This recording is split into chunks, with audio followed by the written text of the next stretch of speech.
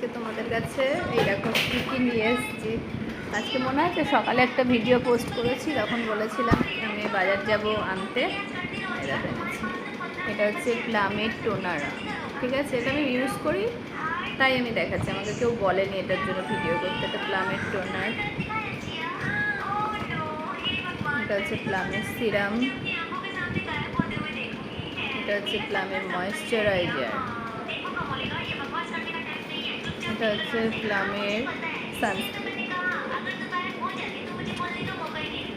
এটা হচ্ছে প্লামের face wash,